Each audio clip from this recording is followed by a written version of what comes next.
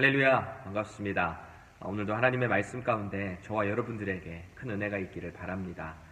오늘 본문 내용은 모세가 이스라엘 백성들을 향해서 너희들이 평생에 지켜야 될 법도와 그 규례가 무엇인지를 다시 한번 강조하고 있는 내용이에요. 오늘 본문 가운데 함께 들어가 보도록 하겠습니다. 내 조상의 하나님 여호와께서 내게 주셔서 차지하게 하신 땅에서 너희가 평생에 지켜 행할 규례와 법도는 이러하니라. 너희가 쫓아낼 민족들이 그들의 신들을 섬기는 곳은 높은 산이든지 작은 산이든지 푸른 나무 아래든지를 막론하고 그 모든 곳을 너희가 마땅히 파멸하며 그 제단을 헐며 주상을 깨뜨리며 아세라상을 불사르고 또 그 조각한 신상들을 찍어 그 이름을 그곳에서 멸하라. 너희의 하나님 여호와께서는 너희가 그처럼 행하지 말고 오직 너희의 하나님 여호와께서 자기의 이름을 두시려고 너희 모든 지파 중에서 택하신 곳인 그 계실 곳으로 찾아 나아가서 너희의 번제와 너희의 제물과 너희의 11조와 너희 손의 거제와 너희의 서원제와 낙헌 예물과 너희 소와 양의 처음 난 것들을 너희는 그리로 가져다가 드리고 거기 곧 너희의 하나님 여호와 앞에서 먹고 너희의 하나님 여호와께서 너희의 손으로 수고한 일에 복주심으로 말미암아 너희와 너희의 가족이 즐거워할지니라. 아무리 좋은 말도 계속 반복해서 듣다 보면 그것이 듣는 사람 입장에서는 잔소리가 될 수 있는 확률이 크죠. 이스라엘의 입장은 어땠을까요? 지금 모세가 계속해서 강조하고 있는 그 포인트들이 있잖아요. 하나님 사랑해라, 우상 섬기지 마라. 그리고 오늘 본문은 너희들이 들어가게 될 그 가나안 땅에서 평생에 너희들이 지켜야 될 규례와 법도는 이것이다 라는 것을 또다시 강조를 하고 있습니다. 이스라엘의 입장에서 어땠을까요? 저분 또 똑같은 말씀 하시네, 이렇게 생각했을까요? 그렇지는 않았을 것 같아요. 지금 모세는 마지막으로 가나안을 앞두고 이 모압 평지에서 이들에게 설교를 하고 있는 장면이죠. 유언과도 같은 말씀입니다. 이 말씀을 듣는 이스라엘의 입장에서 생각할 때 특히 지금 2세대와 3세대가 같이 모여 있어요. 2세대의 입장에서 볼 때 그렇지, 우리 부모님들이, 우리 형제들이 이 하나님의 말씀, 모세를 통해 선포되는 이 말씀을 듣지 않아서 그렇게 죽어나갔지 라고 하는 그 아픔이 이 말씀을 듣는 가운데 비장하고도 무겁게 다가왔을 거예요. 특히 지금 이들이 가나안 땅은 한 번도 가보지 못한 땅입니다. 미지의 땅이죠. 자신들의 경험과 지식으로 당해낼 수가 없는 곳이에요. 특별히 그곳에는 자신들보다 훨씬 강력한 이 민족들이 그곳에 있기 때문에 긴장하는 가운데, 정말 두렵고 떨리는 가운데 이 모세가 전하는 그 말씀에 귀를 기울이고 있었을 것입니다. 여러분들 어떤 공동체들마다 다 저마다의 그 원칙과 규칙이 있기 나름이죠.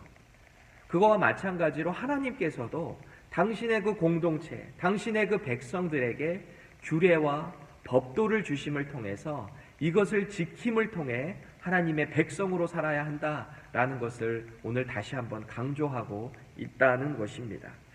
그런데 이 규례와 법도를 지키기 이전에 앞서서 가장 먼저 해야 될 일을 오늘 본문 2절은 이렇게 이야기하고 있습니다. 그 모든 곳을 너희가 마땅히 파멸하며. 여러분들, 그 모든 곳이 어디를 이야기하고 있어요? 2절 말씀에 보니까 높은 산, 작은 산, 푸른 나무 아래 있는 모든 그 우상이 있던 곳을 파멸하라 라는 것입니다. 한국을 한번 생각해 보세요. 하나님이 창조하신 아름다운 경관, 특별히 높은 산, 작은 산 할 것 없이 저마다의 정상에는 다 사원들이 지어져 있잖아요. 자기들이 인간의 손으로 만들어낸 어떤 우상을 섬기기도 하고요. 이 가나안도 마찬가지였죠.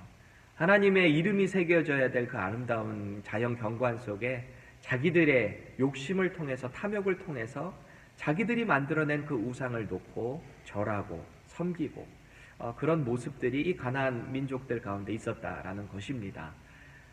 자기의 손으로 만들어낸 그 우상에 절하고 마치 그것이 예배다라고 착각하는 모습이 이 가나안 민족들 가운데 있었기 때문에 그것을 파멸하라라고 하나님께서 먼저 말씀을 하고 계신 거예요. 이 3절 말씀을 다시 보시면 그 이름을 그곳에서 멸하라. 그 이름, 하나님의 이름이 아닌 우리가 만들어낸, 인간이 만들어낸 그 이름, 우상을 제거하라라는 것이죠. 그리고 4절 말씀을 현대인의 성경으로 보니까 여러분은 그들이 우상을 섬기는 방법으로 여러분의 하나님 여호와를 섬겨서는 안 됩니다. 하나님의 법도와 규례를 지키기 위해서 가장 먼저 해야 될 것이 바로 우상을 제거해야 된다라는 것이죠. 혹시 요새 신앙생활에 권태기를 겪고 있는 분들 계신가요? 아무리 예배 자리에 나가도 말씀을 보고 기도를 해도 이 마음속에 뭔가 공허함이 채워지지 않는 분들 있으신가요? 우리는 곰곰이 생각해 봐야 돼요. 우리의 삶 속에 내가 정말 주목하고 있는 것이 무엇인가? 라는 것을 먼저 생각해 봐야 돼요. 내 마음을 채우고 있는 것이 무엇인가 말이죠. 정말 요새 카카오톡이라는 것을 통해서 우리가 삶의 편리함과 유익을 누리고 있습니다. 전화기 하나만 가지고도 파일을 보낼 수 있고 문서 파일을 보내기도 하고요. 비디오 파일, 사진 파일 뭐 할 것 없이 너무나 많은 그 정보 소통이 유익해졌잖아요. 어느 날 제가 제 전화기를 가지고 정말 중요한 타이밍에, 꼭 찍어야 되는 타이밍에 영상과 사진을 찍으려고 했는데 딱 누르는 순간 용량이 초과해서 찍을 수가 없다는 좌절을 받습니다. 원인이 뭔가 보니까 카카오톡에 여러 가지 문서와 파일들이 쌓여 있어서 용량을 잡아먹고 있었다라는 것이죠. 그래서 제가 설정에 들어가서, 카카오톡 설정에 들어가서 채팅방 설정에 들어가서 채팅방 용량 관리가 있더라고요. 거기서 캐시와 데이터, 그것을 삭제를 하고 나니까 다시 이 용량이 확보가 되었던 경험이 있습니다. 우리의 신앙생활도 마찬가지가 아닐까요? 정말 하나님을 가득 채워야 될 우리의 마음에 다른 것들, 우상들이 혹시 채워지고 있지는 않은지 그것을 찾아서 삭제하고 파멸을 할 때 우리가 하나님의 은혜를 우리 가운데 채울 수 있게 되는 것입니다. 하나님의 은혜가 채워지고 그 가운데서 다시 하나님께 반응하는 것, 그것이 바로 예배가 아니겠습니까? 이 예배의 히브리어 단어는 절하다, 엎드리다 라는 뜻을 가지고 있어요. 하나님의 인도하심에 감사해서, 또 하나님께서 채워주시는 그 은혜에 감사해서 온 마음과 정성을 다해 하나님께 절하고 엎드리는 것, 그것이 바로 예배인 거죠.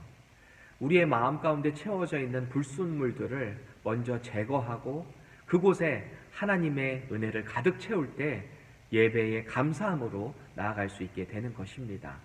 그래서 오늘 본문 6절을 보니까 온갖 감사 제물을 가지고 하나님께 나아간다라고 기록을 하고 있어요. 어디로요? 하나님께서 택하신 곳. 이 장소는 5절에서와 같이 오직 너희의 하나님 여호와께서 자기의 이름을 두신 곳이래요. 오직 여호와께서 자기의 이름을 두신 곳.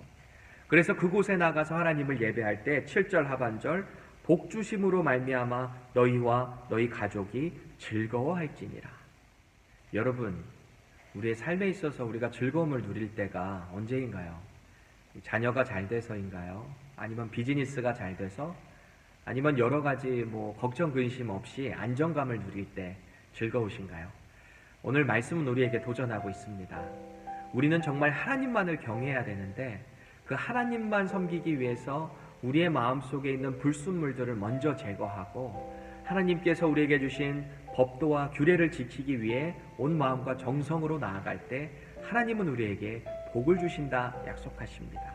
그리고 그 복을 누릴 때 우리는 정말 이 세상이 줄 수 없는 그 기쁨과 평강과 즐거움을 누리게 될 것입니다. 오늘 이 즐거움 가운데 하나님께 감사하며 하나님께서 우리의 마음 가운데 부어주시는 그 평강을 통해서 하나님의 백성으로 살아가는 저와 여러분들 되시기를 예수님의 이름으로 축복드립니다.